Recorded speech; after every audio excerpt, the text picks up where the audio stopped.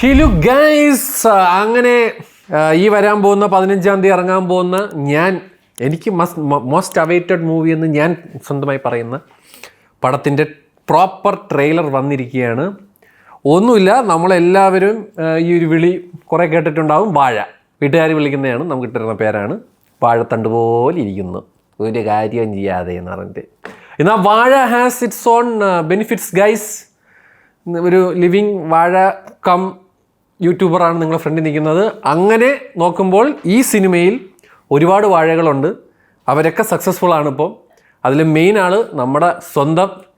എന്തൊക്കെയാണ് ഈ കൊച്ചു കേരളത്തിൽ നടക്കുന്നത്? നമ്മുടെ ഹാഷിറും ഗ്യാങ്ങും ഈ പടത്തിലുണ്ട്, ജോമോൻ ഈ പടത്തിലുണ്ട്, സാഫ് ബോയ് ഈ പടത്തിലുണ്ട്. നമ്മളെ ഈ ഒരു ക്രിയേറ്റർ ഗ്രൂപ്പിലുള്ള പിള്ളേരാണ് ഈ സിനിമ മൊത്തം എടുത്തിരിക്കുന്നത്. വിപിൻ ദാസ് ആണ് സ്റ്റോറി. സംവിധായകൻ്റെ പേര് അറിഞ്ഞൂടാ, ഐ എം വെരി സോറി കേട്ടോ. സംവിധായകൻ ഒരു മിനിറ്റ്, സംവിധായകൻ്റെ പേര് പറഞ്ഞാലല്ലേ എന്നൊരു ഗുമ്മ് കാണത്തുള്ളൂ. നമുക്ക് ട്രെയിലർ കാണുമ്പോൾ സംവിധായകൻ്റെ പേര് കാണാം.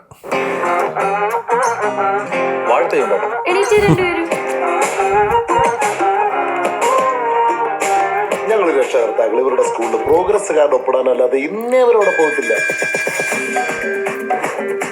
ചുമ്മാതല്ല, ഒരിക്കൽ ചീത്ത പിള്ളേരെ നന്നാവത്ത് അത്ര പ്രോത്സാഹനമല്ലേ കൊടുക്കുന്നു. പഠിക്കാൻ വേണ്ട സമയത്ത് പഠിക്കണം, അല്ലാതെ കളിച്ചു തന്നാലേ ഇങ്ങനൊക്കെ സംഭവിക്കും. ഇനി മുതൽ നമ്മുടെ ലൈഫിൽ പെണ്ണുമില്ല തല്ലുമില്ല.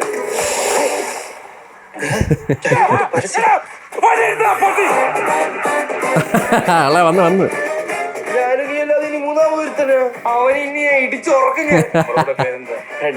നല്ല തൊലിഞ്ഞ പേര്.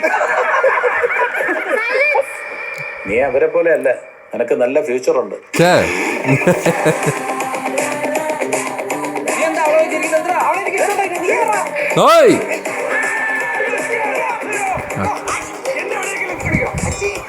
തിയേറ്റർ ഇളകും കേട്ടോ. ആഷിറിനെയൊക്കെ കൈവച്ച് കഴിഞ്ഞാൽ ഉള്ള കാര്യം പറയാം.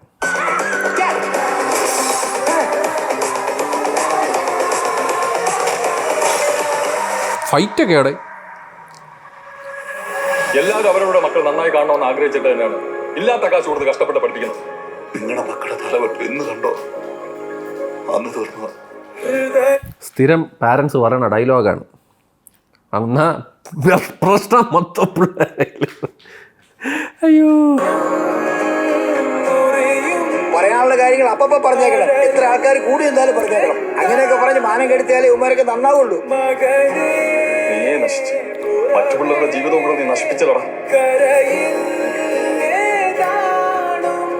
സ്വന്തമായിട്ട് എന്തെങ്കിലും ഒരു തീരുമാനം എടുക്കാൻ അവനെ നമ്മൾ അനുവദിച്ചിട്ടുണ്ടോ? നമ്മൾ കൊടുത്തല്ലേ തിരിച്ചു കിട്ടും. ജഗദീഷ് ചേട്ടനുണ്ടല്ലേ? അവരൊന്നിച്ചുള്ളപ്പോഴേ അവർക്ക് സന്തോഷമുള്ളൂ. ഇവിടെ വിലയില്ലെന്ന് പറയുന്ന പല കാര്യത്തിലും വിലയുണ്ട്. ആനന്ദ് മേനോൻ ഡയറക്ഷൻ.